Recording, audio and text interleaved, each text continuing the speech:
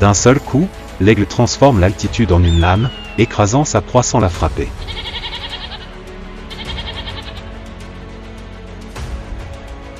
Est-ce là la véritable force du prédateur, ou la technique de l'aigle qui emprunte la force même de la terre pour porter son coup?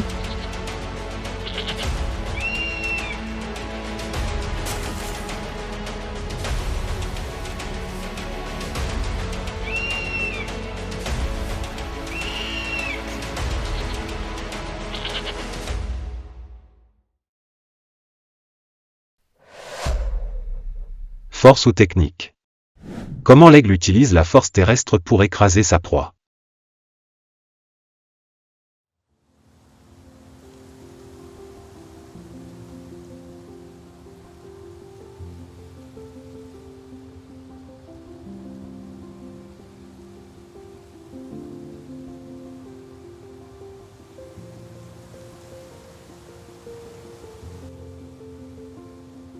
Le vent balaie les hautes chaînes de montagnes, glissant le long des falaises abruptes et descendant dans les profonds ravins où la lumière du soleil ne pénètre que quelques brefs instants par jour.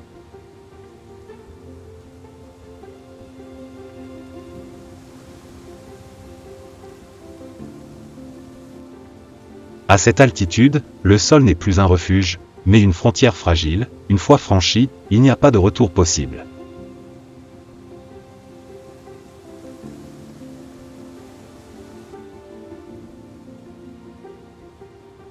Ici, la vie se déroule dans le silence et la vigilance.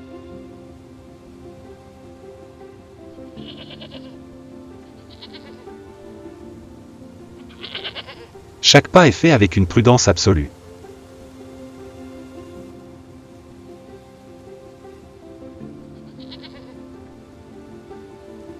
Chaque créature qui reste sur les falaises a appris une chose, l'erreur est interdite. Il n'y a pas de seconde chance.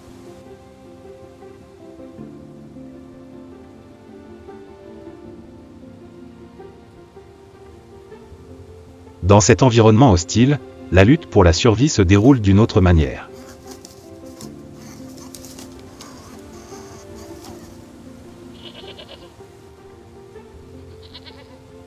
Ici, le survivant est celui qui comprend le terrain, le vent, et qu'un seul moment de déséquilibre suffit à tout anéantir.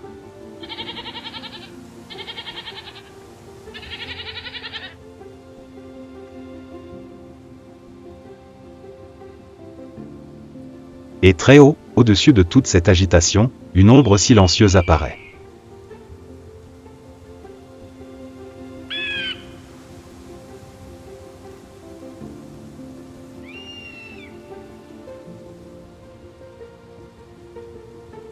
L'aigle. Le roi du ciel.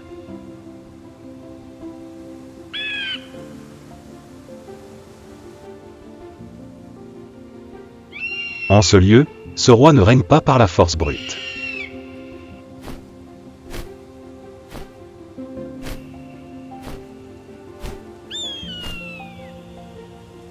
Alors, la question est: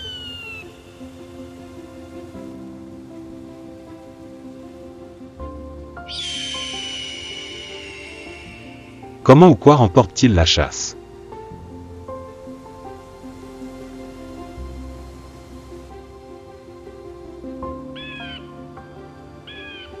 La réponse ne réside pas dans son corps, mais dans l'espace qui l'entoure.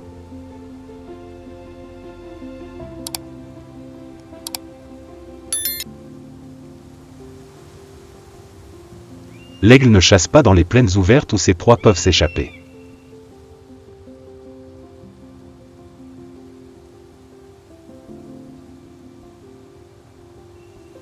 Il choisit un terrain périlleux, où un seul faux pas en arrière anéantit instantanément tout avantage.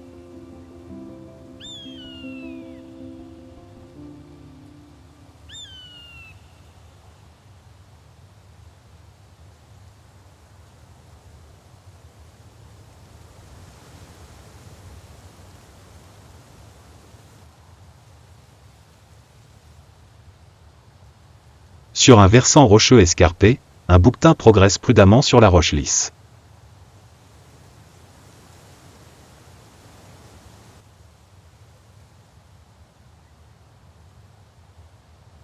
En dessous, un abîme obscur, derrière, une falaise abrupte sans issue.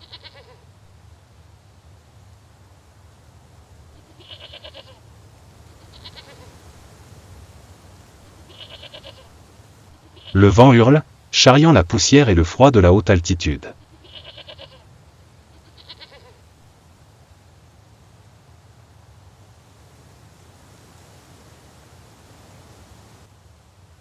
Très haut, l'aigle tournoie lentement.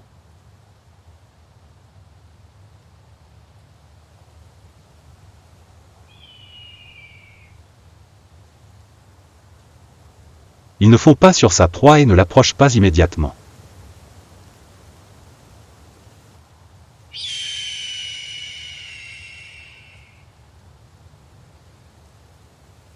Il maintient ses distances, fixant du regard sa proie, prise au dépourvu.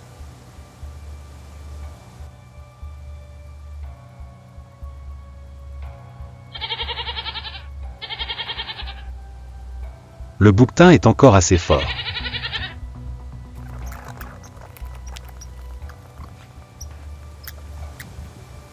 Ses muscles étaient tendus.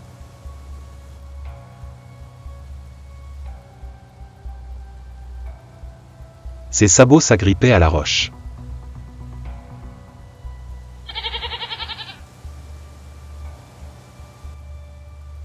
Mais au bord de ce précipice, la force n'avait de valeur que s'il restait un point d'appui.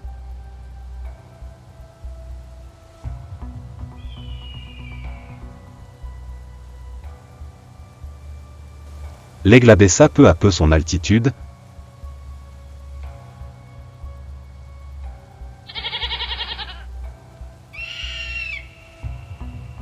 commençant à employer des techniques pour forcer sa proie à battre instinctivement en retraite.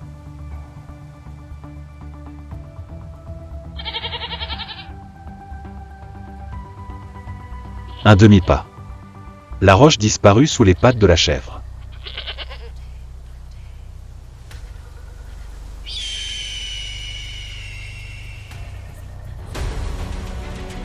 À cet instant, l'aigle fondit sur sa proie, la saisit et l'éloigna de la falaise.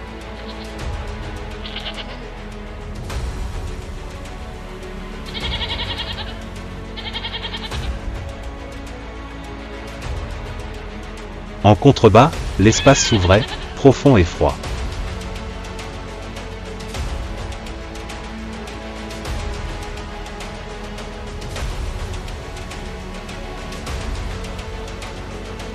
Et lorsque les cerfs relâchèrent leur prise, l'aigle n'était plus maître de la chasse.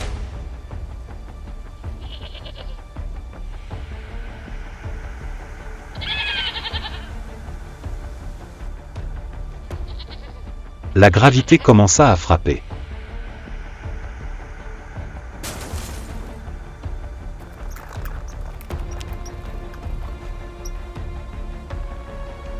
Une chute de quelques dizaines de mètres seulement, la vitesse d'impact dépassait la capacité de résistance des os et des organes internes.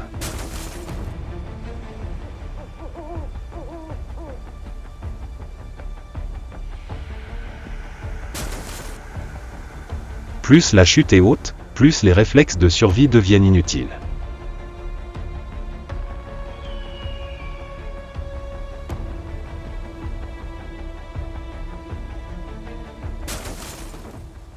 Impossible d'écarter les pattes pour s'accrocher, impossible d'avoir des cérassés acérés pour prendre de l'élan.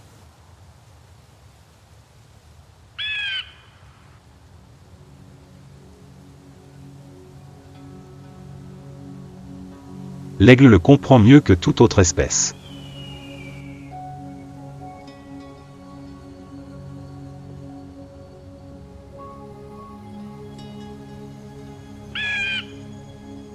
Et lorsque l'impact se produit, aucun autre coup de grâce n'est nécessaire.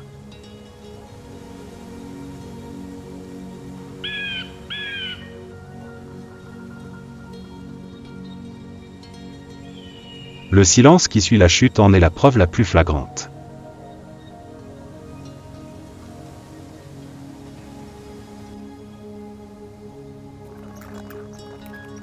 Ce n'était pas une victoire de la force brute, mais une victoire des lois de la physique.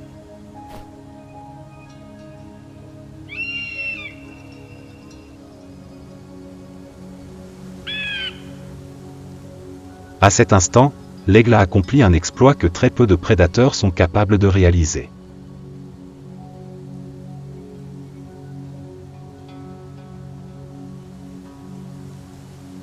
Il a puisé dans la puissance de la planète entière pour achever sa proie.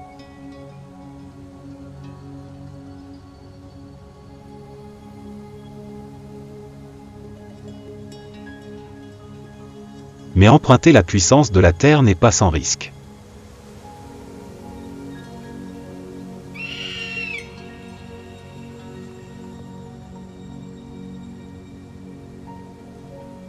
Dès que l'aigle saisit sa proie dans ses serres, la frontière entre chasseur et chassé devient plus ténue que jamais.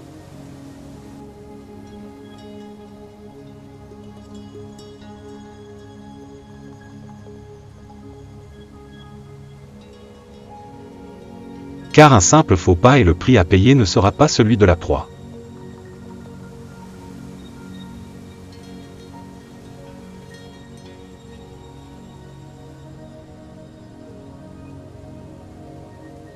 En lâchant prise trop tôt, la proie peut atterrir sans en subir les conséquences.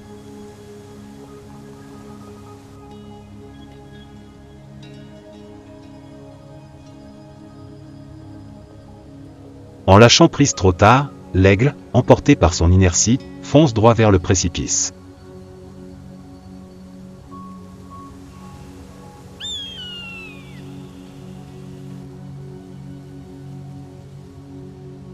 Impossible de corriger sa trajectoire.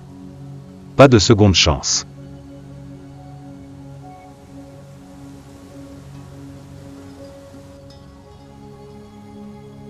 Juste une légère déviation de l'angle d'atterrissage.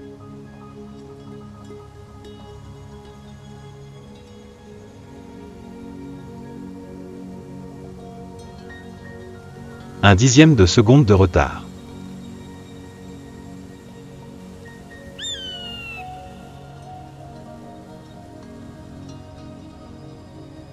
Ou une mauvaise appréciation du vent de face.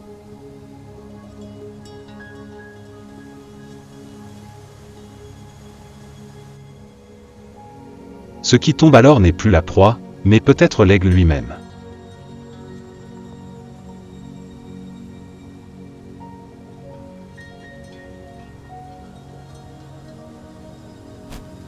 Voilà pourquoi les aigles ne chassent pas au hasard.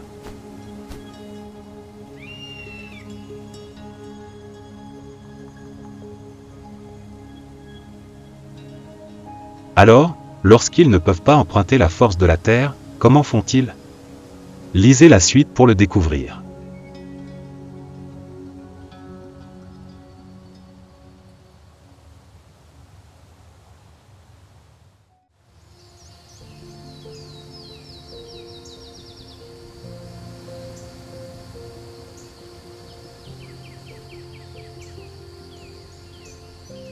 Quittant les falaises abruptes, l'histoire bascule vers un paysage radicalement différent.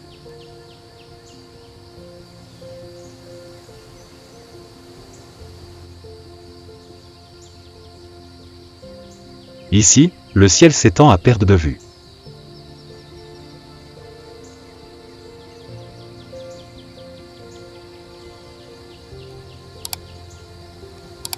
Le sol est plat, aride, et s'étend sur des prairies poussiéreuses brûlées par le soleil.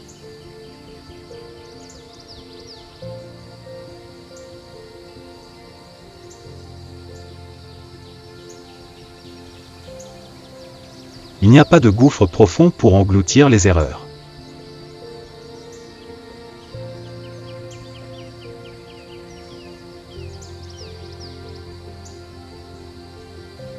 Pas de précipice pour stopper une chute.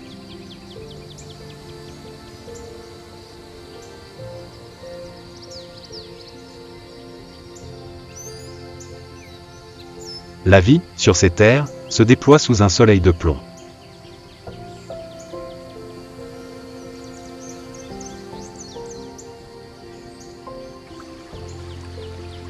De petits groupes d'oiseaux se nourrissent au ras du sol.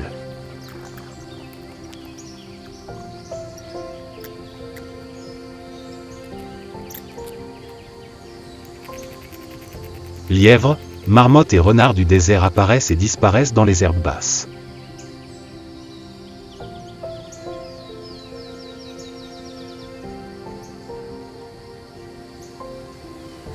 Chaque espèce compte sur un atout unique, la vitesse, l'ouïe ou la capacité de changer de direction en un instant.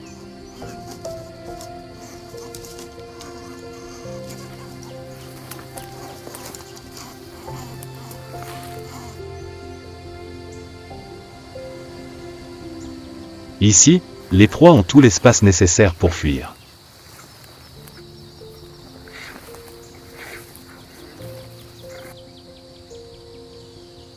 Et les prédateurs, s'ils commettent une erreur, en paieront le prix fort, là, à découvert.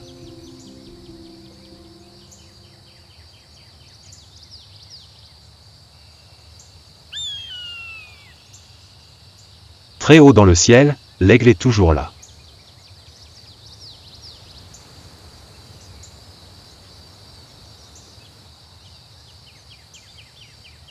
Mais désormais, la terre n'est plus une lame immobile en contrebas.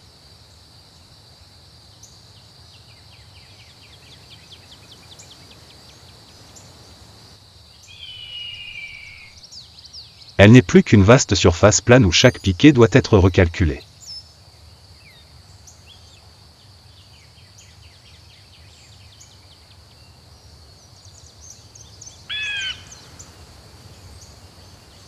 À cette distance, l'aigle ne peut pas frapper.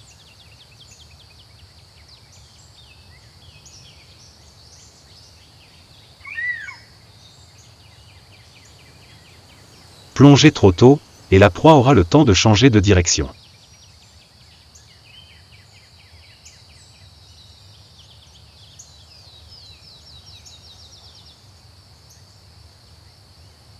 Une collision sous un mauvais angle pourrait lui faire perdre l'équilibre.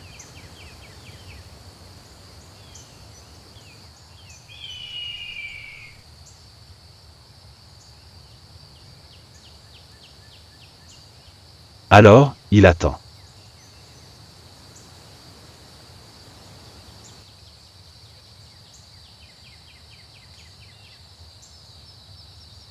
Volez haut.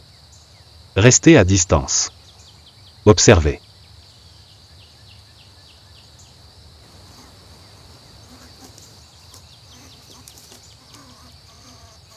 Le lapin n'est plus un être vivant, mais une succession de mouvements répétitifs, sauter, s'arrêter, tourner.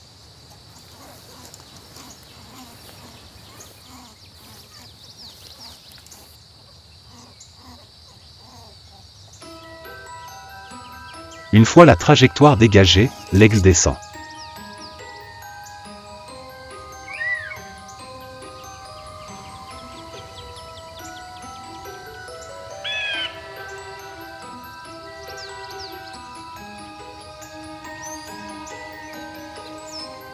Il choisit le vent favorable.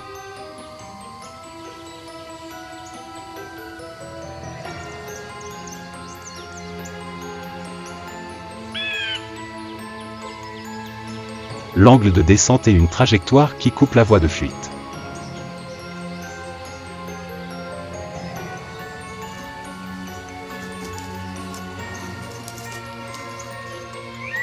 Et lorsque l'aigle replie ses ailes, la chasse n'est plus une question de vitesse.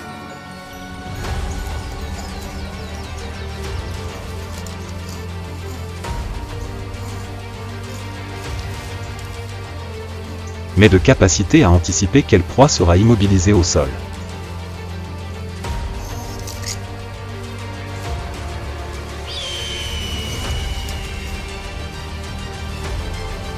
Le chasseur fond sur sa proie.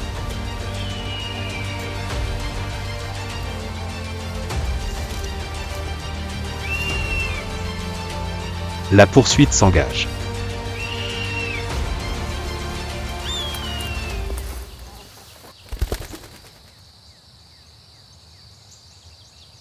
À cet instant précis, l'aigle cessa d'être un prédateur à l'attaque, devenant une masse d'énergie soumise à la gravité terrestre.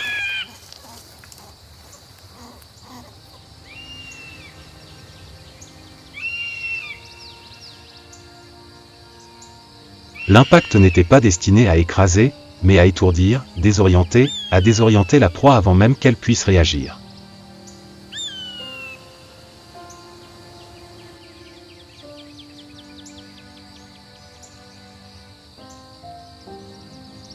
Dans cette chasse, la Terre intervint encore, non par une chute dans l'abîme, mais par l'altitude transformée en accélération, et la gravité devenant un coup invisible qui mit fin à la poursuite avant même qu'elle ne commence.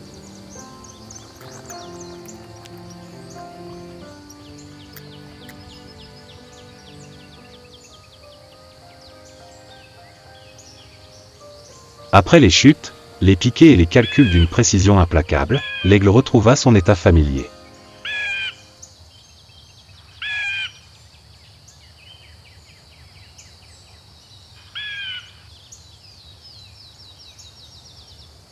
Volant silencieusement dans les hauteurs.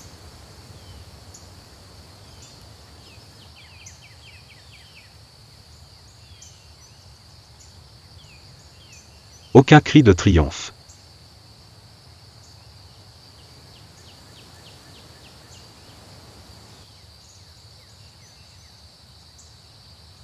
Aucune ostentation.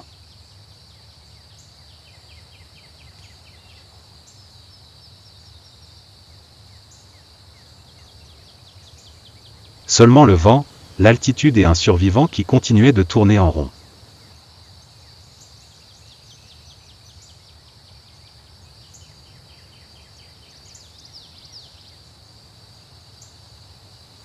C'est seulement à ce moment que la véritable nature de la chasse apparut clairement.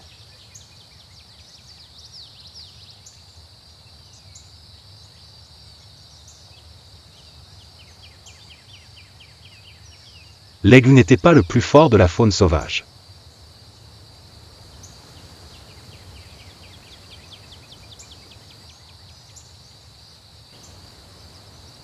Ni le plus téméraire.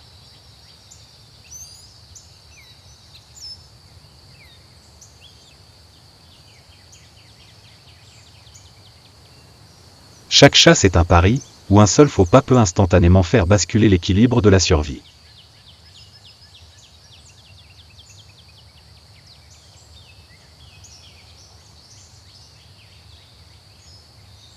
Conscient de cela, l'aigle choisit rarement la confrontation.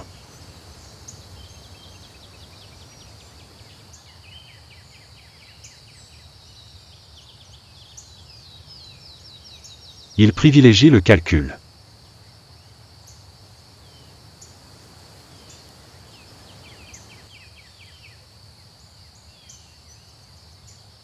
Face à un précipice, il lâche prise au moment opportun, laissant la terre frapper à sa place.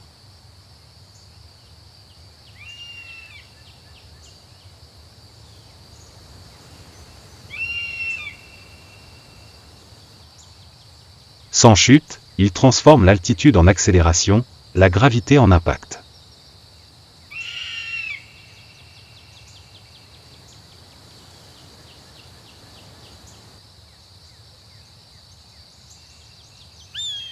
Dans toutes les situations, l'aigle ne cherche pas à écraser sa proie par la force brute, mais plutôt à la mettre en position de faiblesse.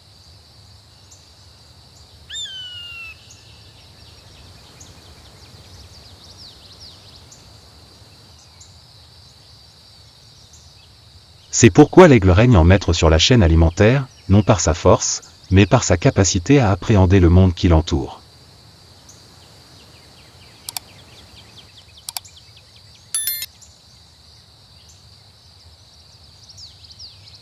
Il comprend le terrain, l'espace, les lois du mouvement terrestre et sait les utiliser sans se détruire.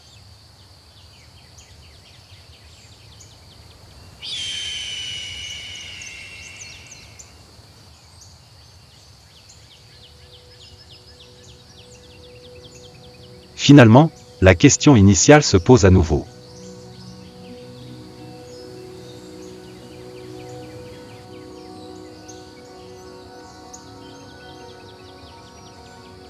Force ou technique?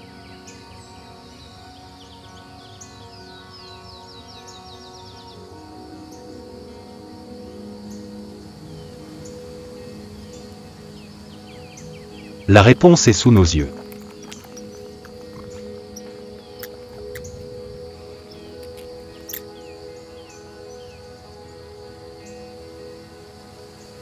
Le vainqueur n'est pas celui qui possède la plus grande force, mais celui qui sait maîtriser la puissance du monde à son avantage.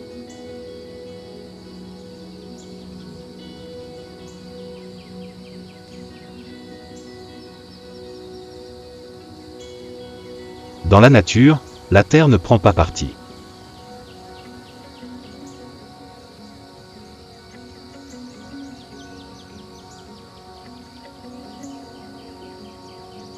Mais ceux qui la comprennent le plus profondément survivront.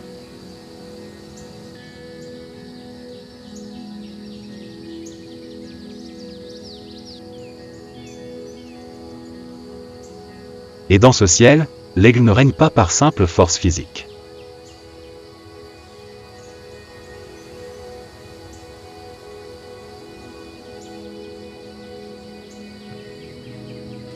Il règne car il sait utiliser la force adéquate, au bon moment, au bon endroit, là où une seule chute peut décider de la vie ou de la mort.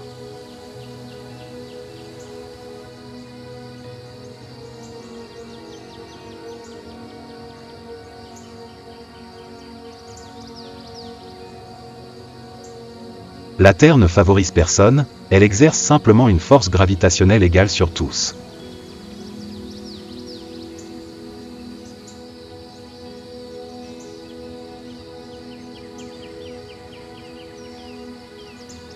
L'aigle a choisi d'emprunter cette puissance pour dominer les cieux.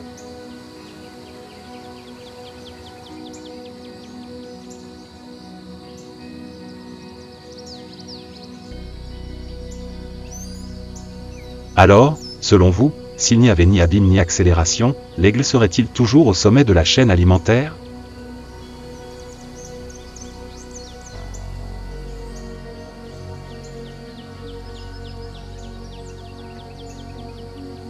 Ou un autre prédateur prendrait-il sa place ?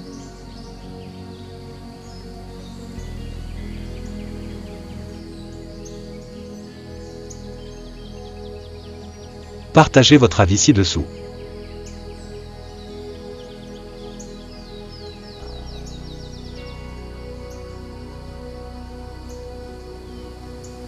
Si cette vidéo vous a plu, n'oubliez pas de vous abonner pour découvrir d'autres stratégies de survie exceptionnelles inspirées par la nature.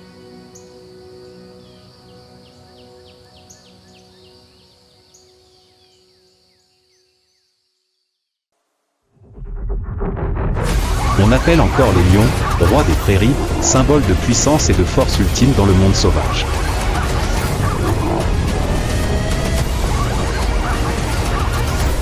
Mais ce pouvoir est-il vraiment absolu ?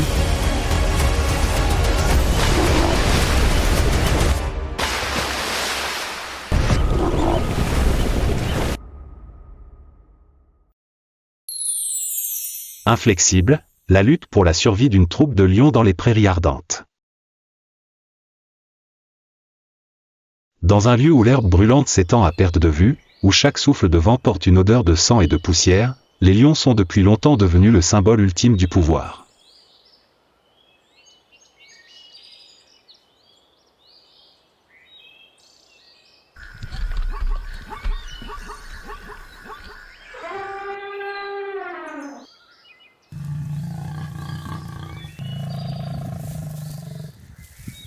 Un mâle à la crinière dorée se dresse fièrement au milieu de la prairie, d'un seul rugissement, la prairie entière se tait.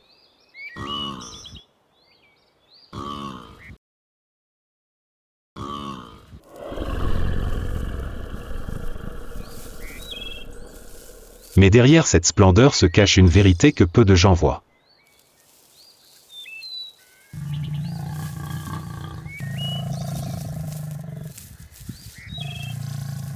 La puissance des lions mâles n'est pas toujours inébranlable.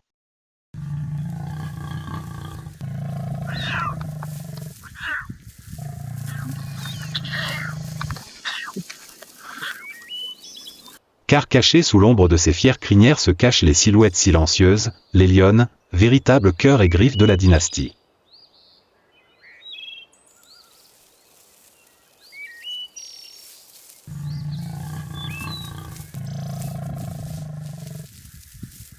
Et voici leur histoire, des guerrières sans crinière, des mères infatigables et des survivantes à l'endurance inébranlable, dans un monde où la pitié n'a jamais été une priorité.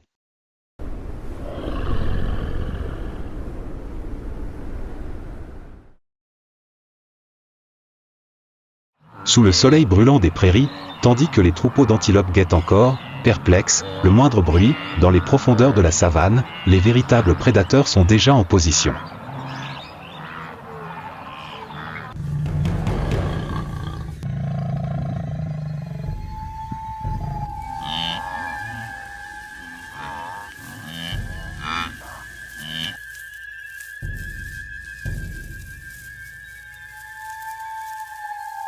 Les lionnes, sans crinière, plus petites que les lions mâles, sont de parfaites machines de chasse.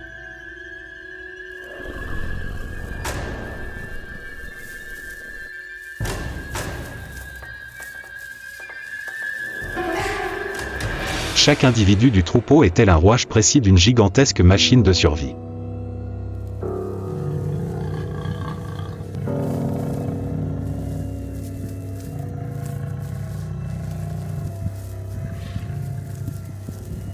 Ils se coordonnent entre eux par leur regard, par leur silence inquiétant.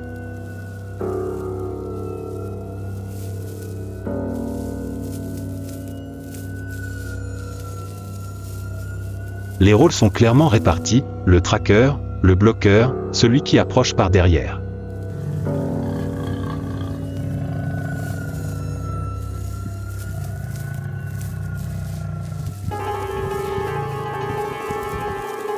Sans aucun ordre, le groupe se déplace comme s'il pouvait lire dans les pensées des autres.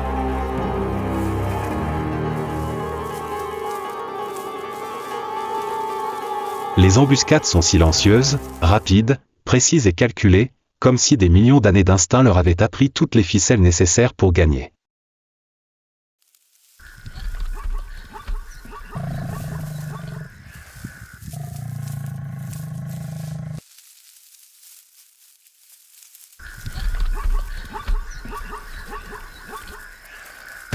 Nul besoin de rugir, nul besoin de se mettre en avant, juste une révérence, un pas silencieux, et la chasse commence.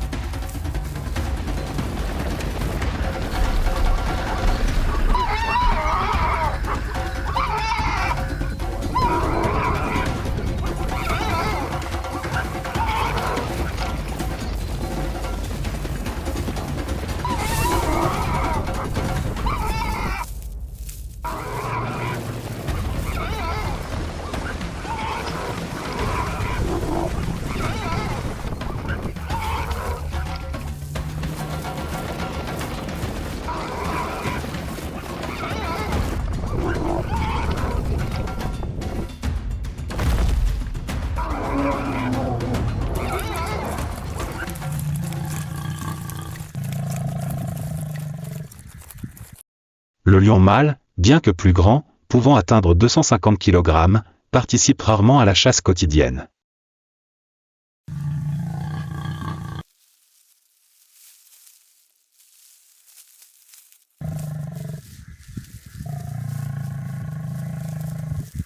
La plupart du temps, il arrive en dernier, pour manger la plus grosse part.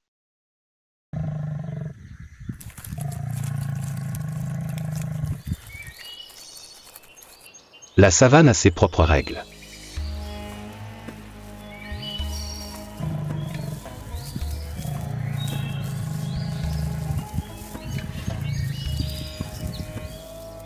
Et contrairement à ce que beaucoup imaginent, ce sont les lionnes qui sont les piliers de la tribu.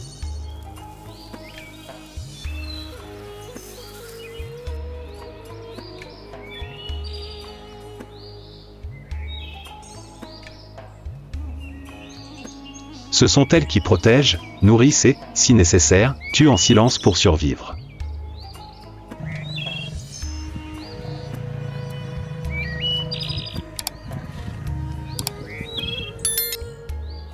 Mais l'instinct de survie des lions ne se limite pas aux chasses sanglantes et tumultueuses.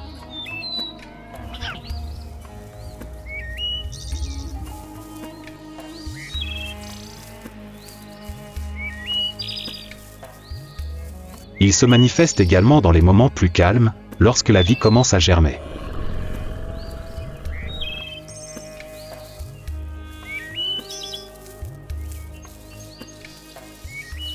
Lorsque la lionne entre en chaleur, le mâle s'accouple avec elle à plusieurs reprises, des dizaines de fois par jour, pendant plusieurs jours.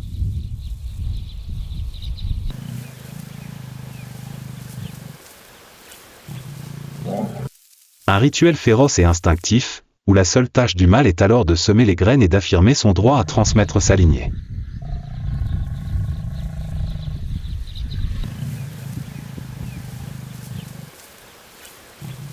Ni construction de nid, ni élevage de lionceaux, il laisse toutes les tâches maternelles à sa partenaire.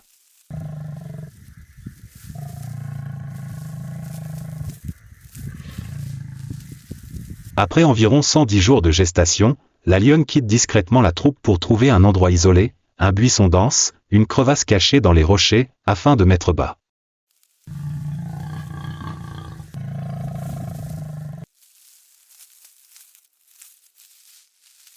Chaque portée compte de 1 à 4 lionceaux, minuscules et faibles, les yeux encore fermés.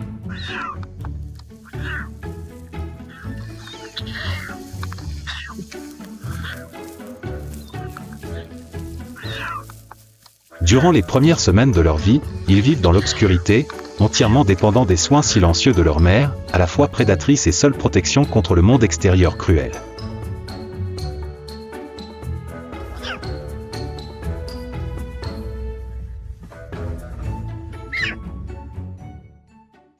Pendant ce temps, à l'orée de la savane, le lion mâle, bien que non impliqué dans l'élevage des lionceaux, joue un rôle essentiel, protéger le territoire, la troupe et les lionceaux qui ne l'ont jamais vu.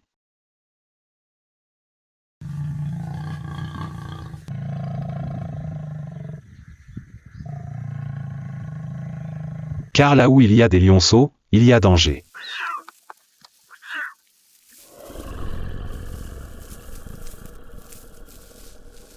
Les lionceaux errants, plus jeunes, plus forts, plus assoiffés de pouvoir, guettent toujours l'occasion d'envahir le territoire, de renverser le dirigeant actuel et de tuer les lionceaux pour forcer les lionnes à entrer dans un nouveau cycle de reproduction.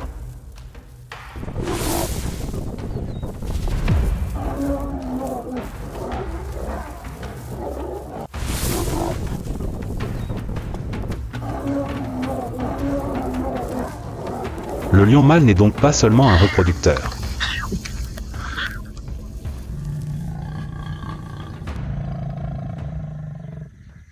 Il est aussi le dernier rempart entre la mort et l'avenir de toute une génération.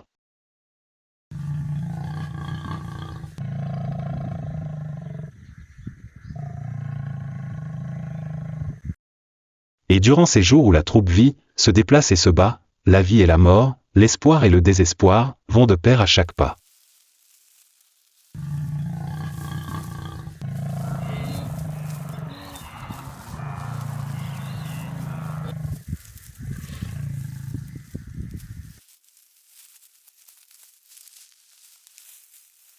Dans la nature, où la vie est en équilibre entre le souffle et la vie, on ne peut pas toujours compter sur ses congénères.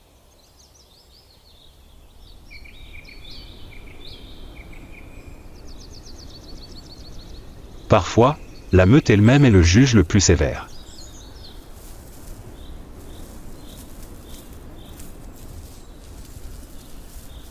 Lorsque la nourriture se fait rare, que la savane est aride et que la faim s'insinue dans chaque côte, les faibles lionceaux deviennent un fardeau.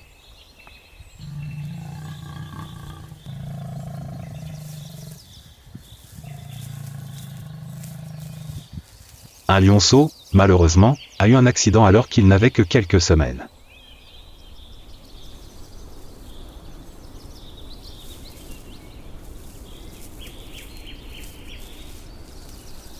La chute, apparemment accidentelle, lui a blessé le dos.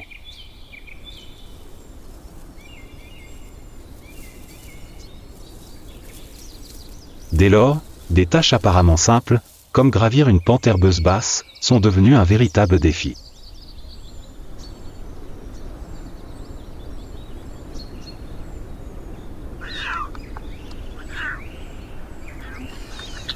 Il se déplaçait beaucoup plus lentement que ses frères et sœurs.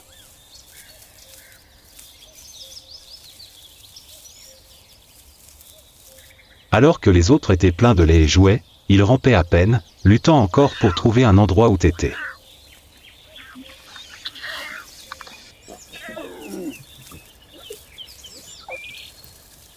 Personne ne l'attendait.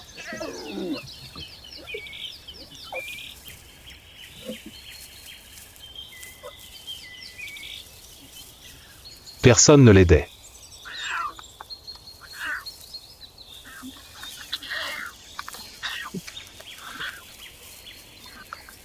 bien sûr, la nature ne l'a pas pris en pitié.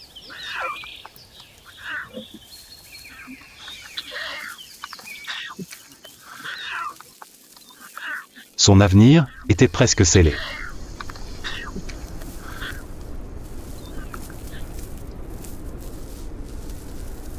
Lorsque tout le troupeau s'en va, il n'a pas le temps de se reposer, il ne peut qu'essayer de suivre.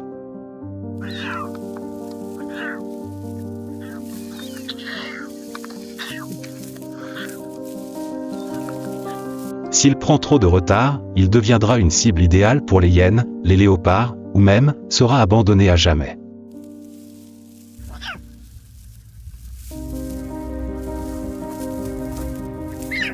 Ce n'est pas un acte cruel, mais une stratégie de survie impitoyable.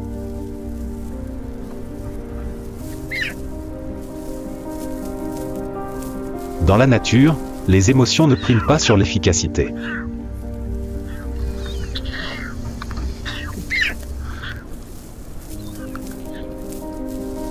Un regard, une morsure, un choix fulgurant, suffisent à décider qui vit, qui est abandonné.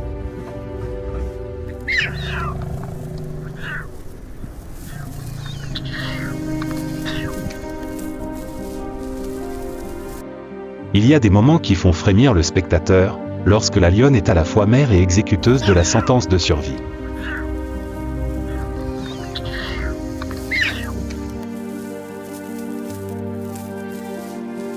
La nature est-elle cruelle?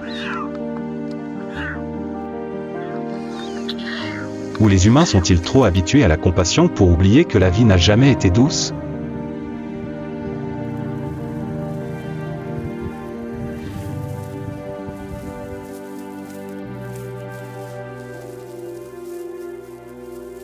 Sous la lumière oblique d'un après-midi sec, alors que le vent charrie une poussière rouge qui pique le visage, un incident inattendu survient au sein de la troupe de lions.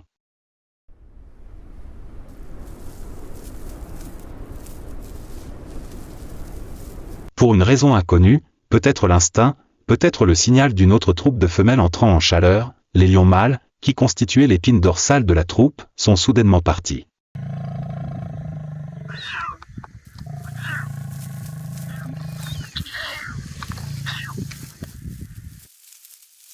Sans avertissement, sans signal clair.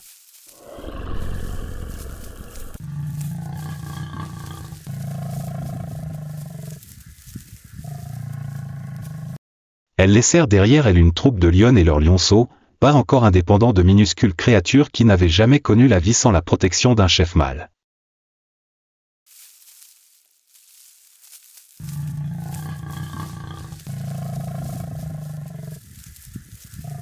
Ce départ, tel un coup de vent balayant la dernière ombre protectrice sur la savane aride,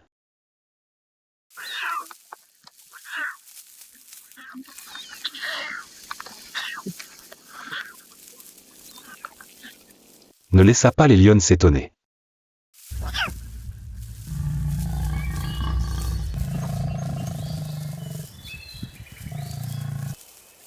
Dans un monde où un souffle lent pouvait signifier la fin, le choc dut céder le pas à l'instinct de survie.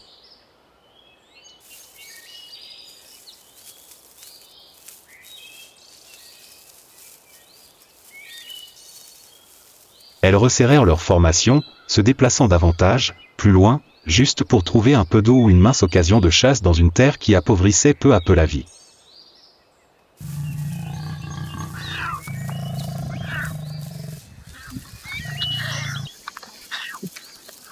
Les lionceaux, faibles et fragiles, peinaient à s'accrocher à leur mère.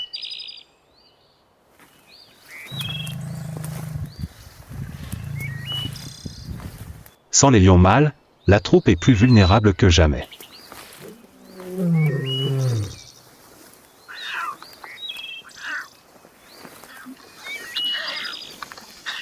Les prédateurs opportunistes, hyènes, léopards et même les lions errants, perçoivent l'absence.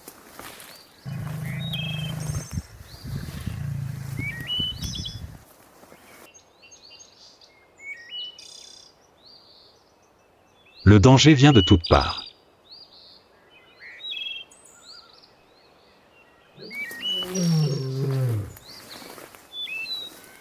Et dans ce contexte, les lionnes, considérées comme secondaires dans la structure du pouvoir, deviennent désormais celles qui portent le fardeau de toute une génération.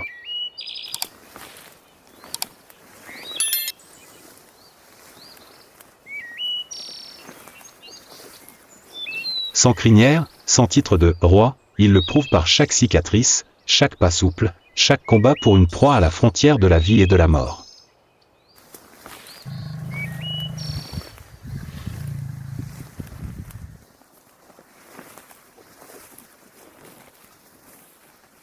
En fin d'après-midi, la troupe de lions se repose dans la savane.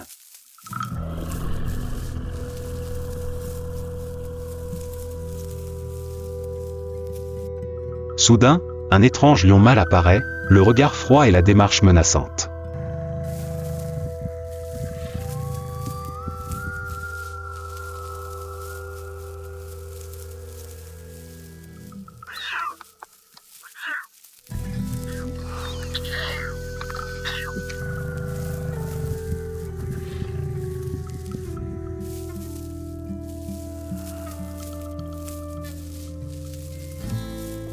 Il charge droit sur un lionceau.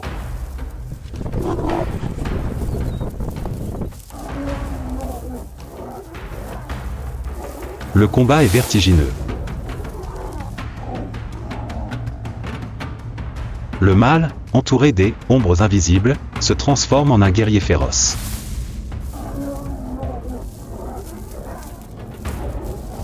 Finalement, il s'en va.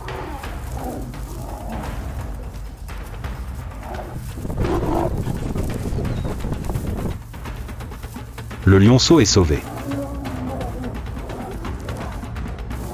La troupe de femelles est blessée, mais tient bon.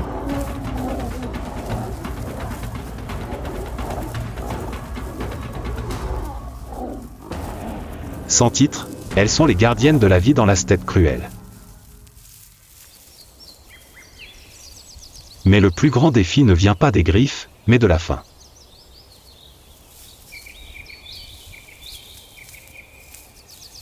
En l'absence de lion mâle, la survie repose lourdement sur les épaules des femelles.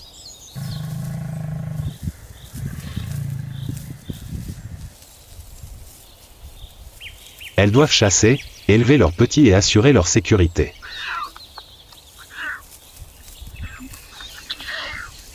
Cependant, les petites proies, comme les jeunes antilopes, les lièvres ou les oiseaux, suffisent à peine à les maintenir en vie et ne peuvent être répartis équitablement au sein d'un troupeau qui s'agrandit chaque jour.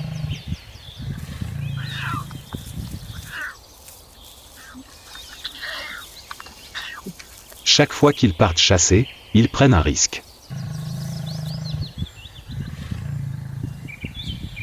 S'ils partent, personne ne s'occupera de leurs petits, et s'ils restent, ils auront faim, le danger les guettant de part et d'autre.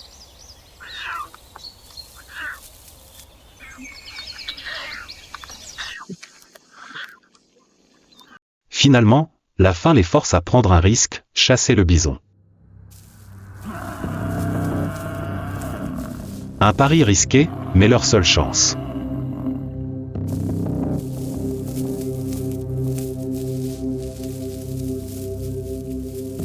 Cet après-midi-là, sous le soleil ardent de la prairie, les lionnes se dispersèrent, s'approchant silencieusement du troupeau de buffles près du marais.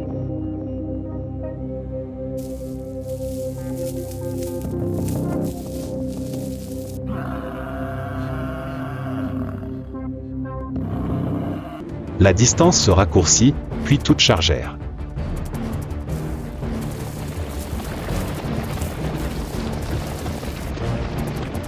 Un buffle était isolé, comme si le butin de guerre était à portée de main.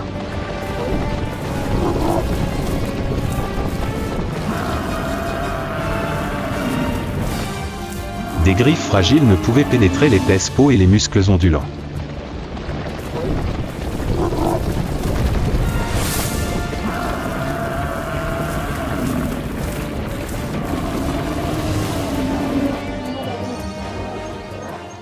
La chasse se termina dans l'épuisement.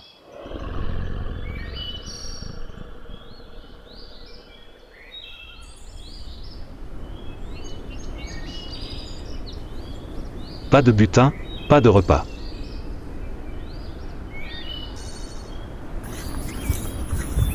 Les guerriers se retirèrent silencieusement dans les buissons, épuisés, mais leurs yeux restaient fixés sur le troupeau de buffles qui disparaissait peu à peu.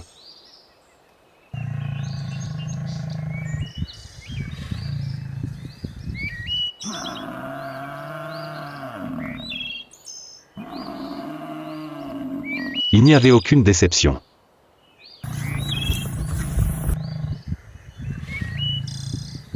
Il n'y avait qu'une volonté obstinée. Même s'ils échouaient, même s'ils manquaient de force, ils devaient quand même essayer.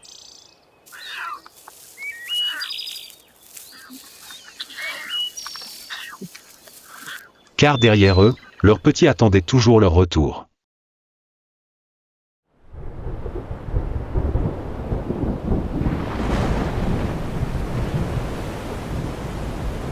La saison des pluies arriva, la vie s'épanouit dans la prairie.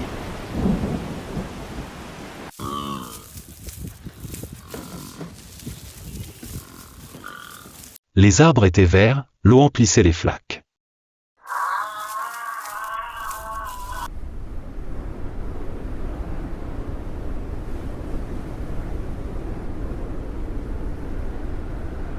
Pour la plupart des espèces, c'était la saison de l'espoir.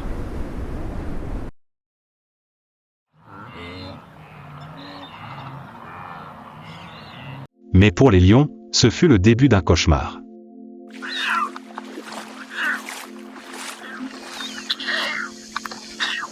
Lorsque l'eau inondait tout, les proies ne se rassemblaient plus autour de quelques flaques comme en saison sèche.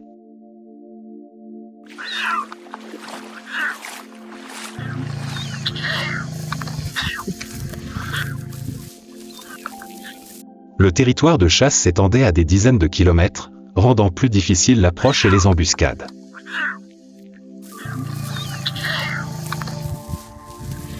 La nourriture se faisait rare.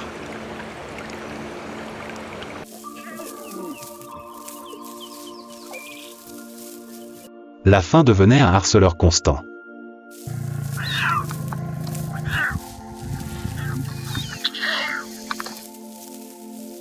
Les lionceaux n'étaient pas encore indépendants, avaient encore besoin de lait et de protection.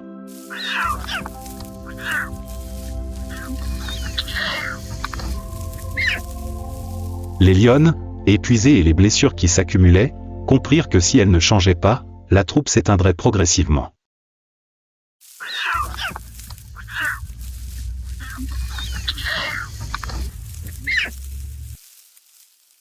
C'est alors qu'elles prirent la décision audacieuse de trouver un nouveau mâle.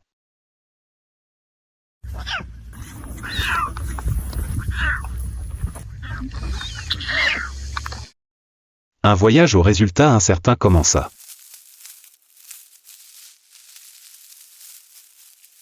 Devant elle s'étendait une large rivière, à la surface d'un calme étrange.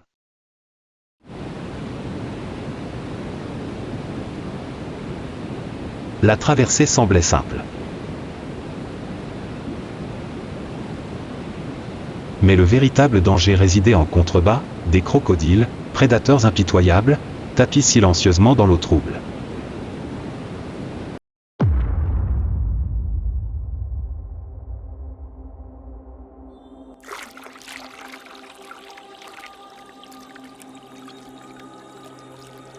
Toute la troupe s'engagea dans le ruisseau.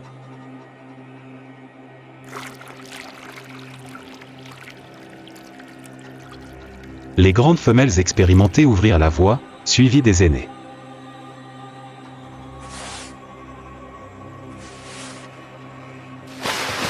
Tout se passait bien, jusqu'à ce que le plus jeune lionceau touche l'eau.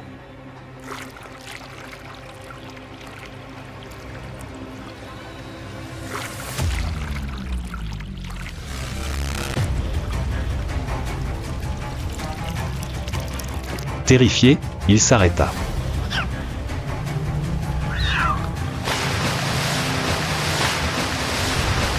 De l'autre côté, le troupeau avait déjà atteint la rive.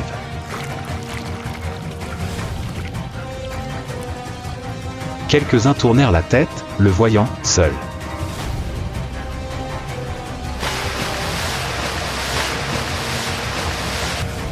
Mais trop loin pour faire demi-tour.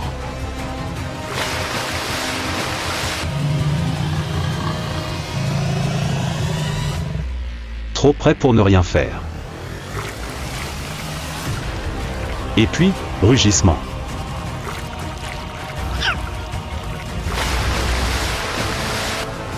Le rugissement résonna, déchirant l'air étouffant. Sa mère replongea dans la rivière.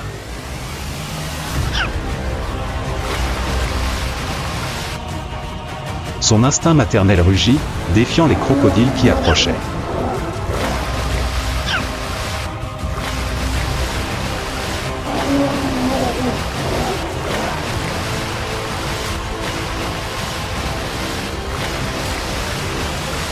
Il rampa sur la berge, titubant, avant de tomber dans les bras de sa mère.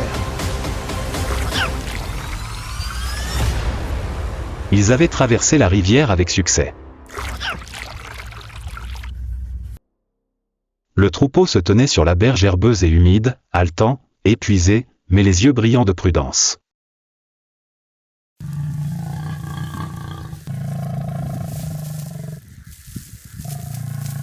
Il n'y avait aucune urgence à aller plus loin, car devant eux se trouvait peut-être le territoire d'un autre troupeau, et chaque pas risqué pouvait leur coûter du sang.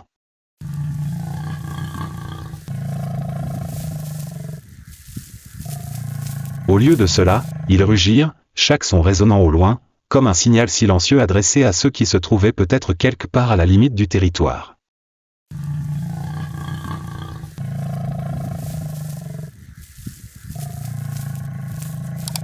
Non pas un défi, mais une invitation.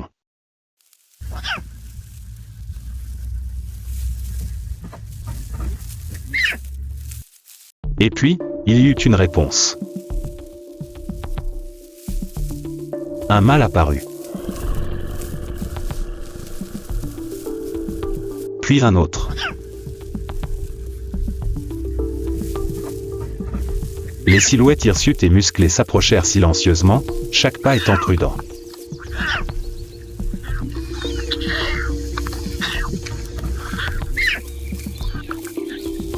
La tension était à son comble. Les femelles montaient la garde.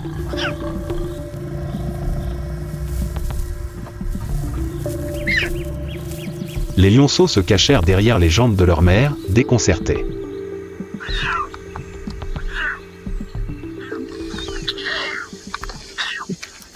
Mais soudain, quelque chose d'inattendu se produisit.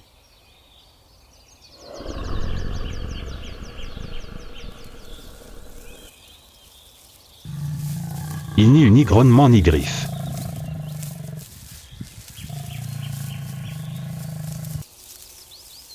Les mâles ne se précipitèrent pas pour tuer les lionceaux, comme cela s'était souvent produit dans le monde des lions.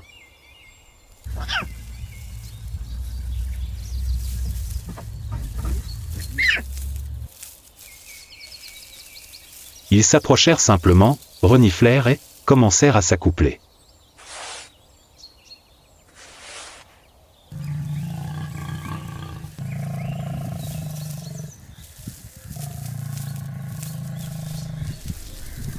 Plus d'étrangers.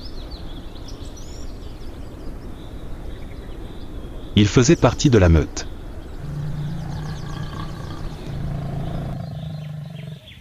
Une nouvelle meute se forma, sans bruit, sans déclaration, par instinct, par une acceptation silencieuse parmi les survivants.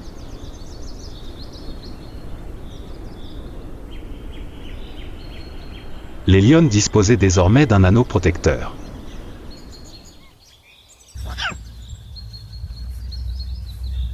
Quelqu'un pour les surveiller lorsqu'elles se reposaient.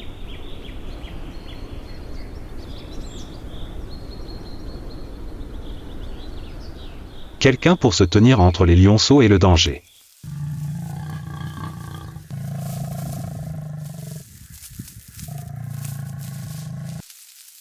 Pour la première fois depuis des semaines de vie dans les limbes, elle pouvait s'allonger, non pas pour dormir en vigilance, mais pour respirer.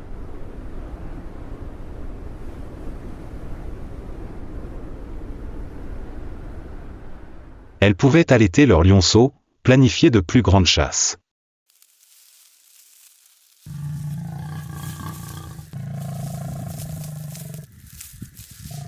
Non pas une lutte pour la survie, mais le début d'un nouvel avenir.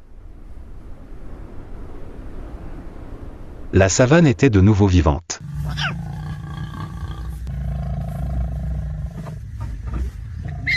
Et cette vie, comme toujours, était initiée, entretenue et protégée, par ceux qui n'abandonnaient jamais.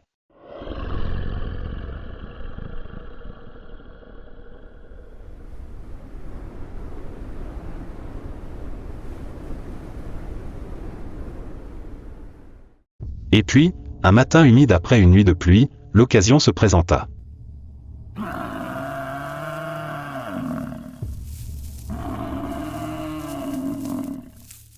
Un troupeau de buffles traversait lentement les plaines.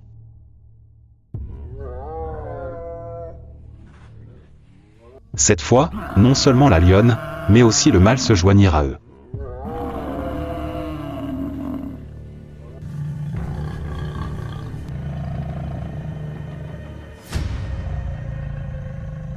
Son regard était perçant, son corps massif avançant aux côtés des chasseurs familiers.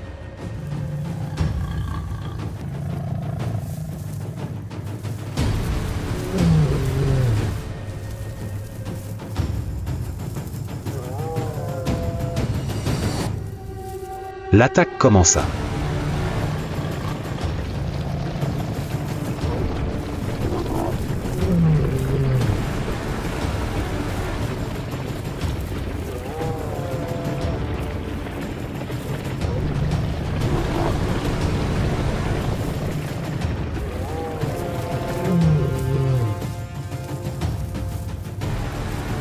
Le buffle se débattait, rugissant follement, mais ne pouvait échapper à l'étroite coordination du mâle et de la femelle.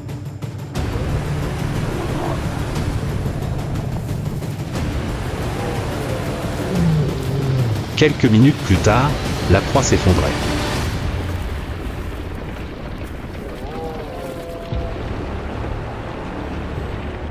Respirant bruyamment, tous tenaient bon. Le festin commença. Pour la première fois depuis des jours, tout le troupeau, des plus grands aux plus jeunes, fut nourri à satiété.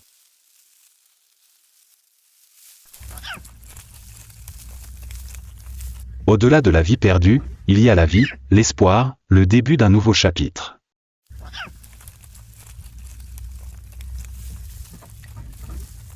Dans la nature, où la vie se bat toujours pour chaque souffle, les lions rugissent non seulement avec force, mais aussi avec instinct, avec sacrifice et avec une solidarité silencieuse.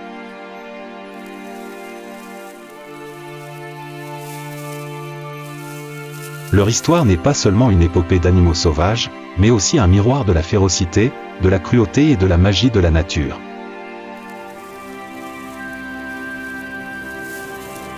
Si vous trouvez ces histoires dignes d'être partagées, aimez, commentez et abonnez-vous à la chaîne pour ne rien manquer des prochaines aventures spectaculaires dans la steppe sauvage.